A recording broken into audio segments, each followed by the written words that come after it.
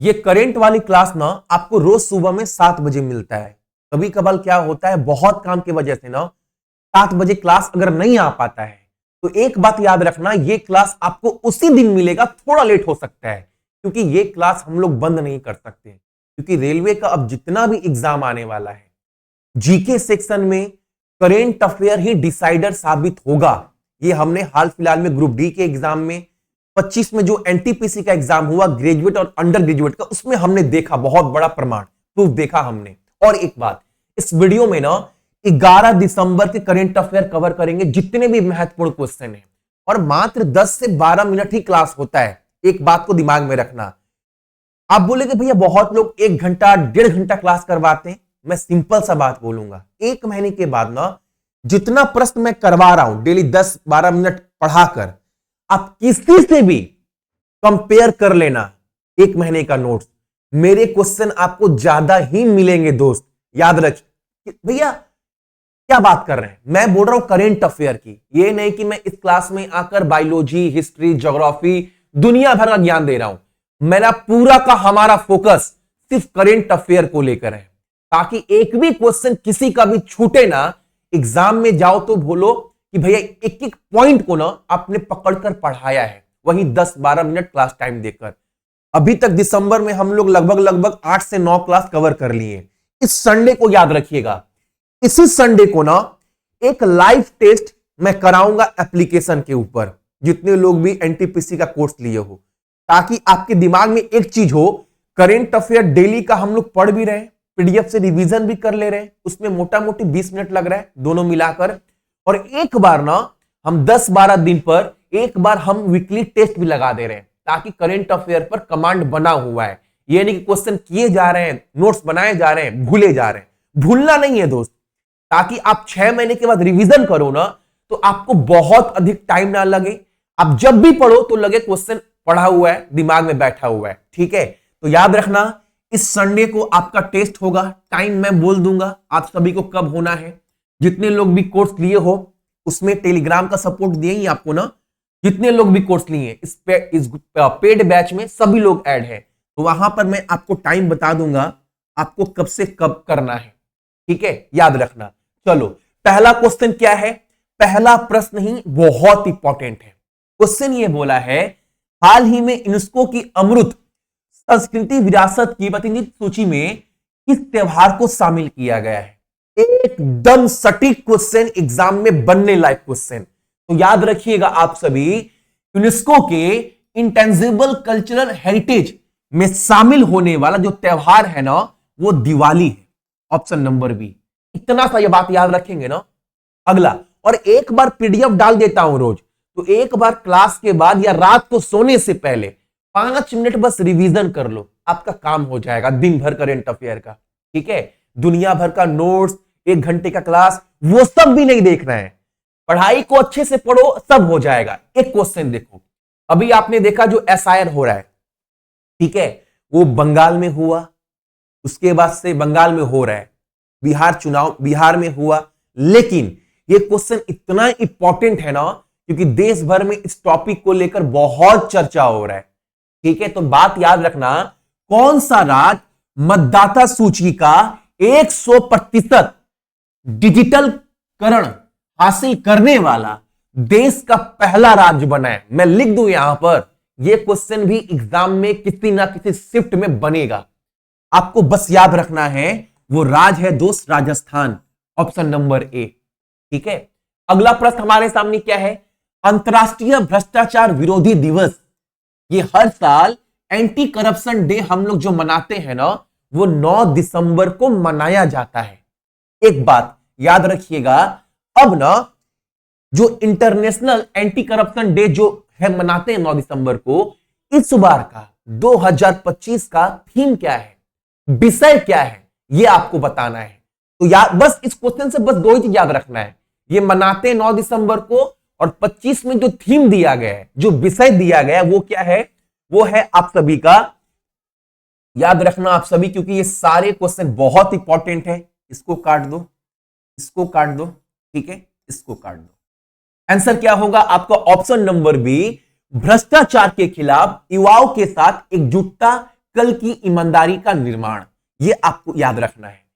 Uniting with youth against corruption shaping tomorrow integrity, ये विषय दिया गया है, ये थीम है हमारा 2025 का एंटी करप्शन डे का, जो कि 9 दिसंबर को मनाते हैं। अगला क्वेश्चन हमारे सामने क्या है, इंडियन आर्मी की ईस्टर्न कमांड, एकदम क्वेश्चन को याद रखना, इंडियन आर्मी का ईस्टर्न कमांड माउंटेनियरिंग टीम ने हिमालय की किस ऐसी चोटी पर पहली बार चढ़ाई कर कर एक कामयाबी हासिल की है। अब एक बात याद रखना, वो कौन सी चोटी है भैया हिमालय का, तो याद रखना आप सभी, माउंट कांगटो, जिसकी ऊंचाई ना लगभग 7000 मीटर है। इस बात को याद रखना है। और एक बात याद रखना है, एग्जाम ये टॉपिक बाबू ये चर्चा का विषय है करंट अफेयर का, तो इसी क्वेश्चन को ना जीके के तौर पर भी आपसे पूछ सकता है। अब आप बोलोगे भैया क्वेश्चन तो जीके से पूछ दिया, करंट अफेयर से पूछा नहीं। देखो ये टॉपिक करंट अफेयर में बना है, चर्चा का विषय है, तो आपसे एग्जाम में पूछ सकता है अरुणाचल प्रदेश की सबसे ऊंची चोटी का नाम क्या है, हाईएस्ट पीक। अरुणाचल प्रदेश की सबसे ऊंची चोटी का नाम है आपका माउंट कांगटो, जो कि 7000 मीटर है इसकी ऊंचाई। अगला क्वेश्चन हमारे सामने क्या है पर, 2025 का स्क्वैश वर्ल्ड कप भारत में कहां आयोजित किया जाएगा। स्क्वैश गेम जो दिनेश कार्तिक की वाइफ खेलती है ना, जो गेम आप सर्च मारिएगा वही गेम की बात कर रहा है। तो 2025 में स्क्वैश वर्ल्ड कप जो है वो भारत में होगा, और ये होगा दोस्त चेन्नई में, ऑप्शन नंबर सी। ठीक है, अगला क्वेश्चन हमारे सामने क्या है, एकदम याद रखना, अंतरराष्ट्रीय नागरिक उड्डयन दिवस हर साल 7 दिसंबर को मनाते हैं। याद रखना, इंटरनेशनल सिविल एविएशन डे हर साल 7 दिसंबर को मनाया जाता है। इस बार का अंतरराष्ट्रीय नागरिक उड्डयन दिवस का थीम क्या है, विषय क्या है 2025 का, तो वो है आप सभी का safe sky and sustainable future for all. ठीक है, यानी सभी के लिए सुरक्षित आकाश और सतत भविष्य, ये विषय दिया गया है 2025 का, यही थीम है, ये आपको याद रखना है। ठीक है, अगला क्वेश्चन हमारे सामने क्या, बहुत इंपॉर्टेंट, आरबीआई ने बैंक और दूसरी रेगुलेटेड संस्थाओं में कस्टमर सर्विस को बेहतर बनाने और शिकायत को कम करने के आग्रह किया है, जिसमें कस्टमर केंद्रित नीतियों और ऑपरेशन पर जोर दिया गया है। अगले साल 1 जनवरी से समझा दे रहे हैं, उतना मत समझो। सुनो, देखो बहुत सारा बैंक है, ऐसा बहुत सारा मार्केट है जिसको आरबीआई रेगुलेट चलाती है। ठीक है, जैसे मान लो छोटा सा example, state bank of India, bank of Baroda, Punjab national bank, कोई नहीं मान लो। अब उस बैंक में ना बहुत सारे कस्टमर के बहुत सारे शिकायत है, देखो ये बैंक मेरे साथ धोखाधड़ी कर दिया, मेरे साथ ये काम सही नहीं कर रहा है, तो लोग ना शिकायत करते हैं। तो हर बैंक में दुनिया भर का शिकायत है कस्टमर लोगों का। अब आरबीआई बोला है ना 1 जनवरी 2026 से 2 महीने का एक अभियान चला रहे हैं, और सभी बैंकों से ये रिक्वेस्ट कर रहे हैं ना, कस्टमर का जितना भी कंप्लेन है अभी तक उसको जल्दी से जल्दी खत्म करिए, और ऐसा काम करिए कि भविष्य में कस्टमर लोगों को कोई भी प्रॉब्लम ना हो। ठीक है, इसके लिए एक अभियान चलाया जा रहा है। उस अभियान का नाम क्या है, उस अभियान का नाम है आपकी पूंजी आपका अधिकार। ठीक है, इतना याद रखना है। उस अभियान का नाम क्या है दोस्त, उन इनिशिएटिव का नाम क्या है, आपकी पूंजी आपका अधिकार। क्वेश्चन समझ गए ना। रिजर्व बैंक ऑफ इंडिया ने बोला है जितने भी बैंक मेरे अंतर्गत आते हैं और उस बैंक में जितने भी कस्टमर का शिकायत अभी तक पेंडिंग पड़ा हुआ है उसको फटाफट खत्म करो। और यह सब एक अभियान के तहत होगा। 1 जनवरी 2026 से 2 महीने के लिए अभियान चलाया जा रहा है रिजर्व बैंक ऑफ इंडिया के द्वारा, जिसका नाम है आपकी पूंजी आपका अधिकार।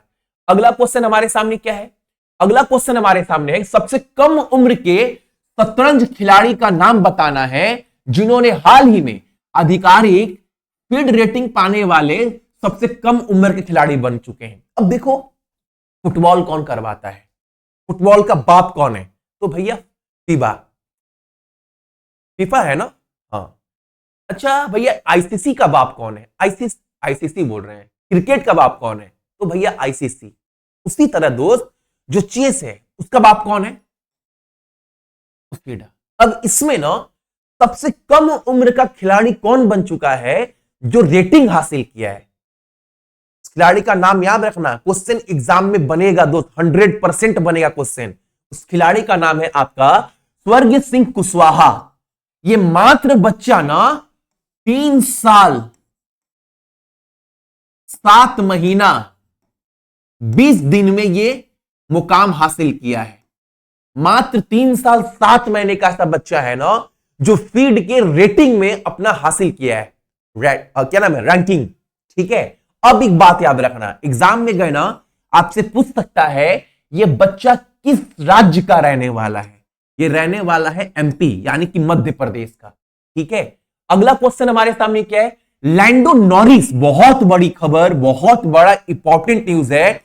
आपको पता है खेल से क्रिकेट, टेनिस, फॉर्मूला 1 ये सब ऐसे गेम है जहां से क्वेश्चन बनते हैं एग्जाम में। याद रखना लैंडो नॉरिस ने अबू धाबी में, यानी अबू धाबी में ग्रैंड प्रिक्स, ये लोग कार चलाते हैं, फॉर्मूला 1 वाला गेम है। ठीक है, अबू धाबी में अपनी पहली फॉर्मूला 1 वर्ल्ड ड्राइविंग चैंपियनशिप जीती है लैंडो नॉरिस, जो कि यूके का रहने वाला है बंदा, कहां का? ब्रिटिश का।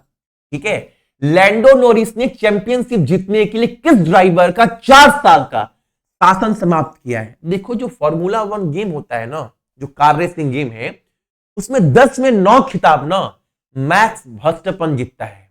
भाई वो राजा है उस गेम का। लेकिन लगातार 4 साल से ये फॉर्मूला 1 गेम वही जीत रहा था। फॉर्मूला 1 गेम समझ रहे हो, बहुत सारा होता है, Hungary, Brazilian, Italy, Abu Dhabi grand prix, British grand prix, बहुत सारा होता है। लेकिन अबू धाबी जो ग्रैंड प्रिक्स हुआ, जो अबू धाबी में जो ये फॉर्मूला 1 गेम हुआ, पिछले 4 साल से मैक्स वर्स्टेपन जीत रहा था। अब इसके शासनकाल को खत्म किया गया है, इसके द्वारा, लैंडो नॉरिस के द्वारा। इसका सही आंसर क्या है? Option number C, Max Verstappen. ठीक है, अगला क्वेश्चन हमारे सामने क्या है? बहुत इंपॉर्टेंट क्वेश्चन। भारतीय वैज्ञानिकों के द्वारा हाल ही में खोजी गई प्राचीन मिल्की वे जैसी आकाश गंगा का नाम क्या है? आपको बताना है। देखो हम लोग जिस ब्रह्मांड में रहते हैं, जो हमारा आकाश गंगा है, वो ना लगभग 3.8 अरब वर्ष पुराना आकाश गंगा है। कितना? तो याद रखना है। ठीक है, हमारा आकाश गंगा कितना पुराना है? 3.8 अरब वर्ष पुराना आकाश गंगा है।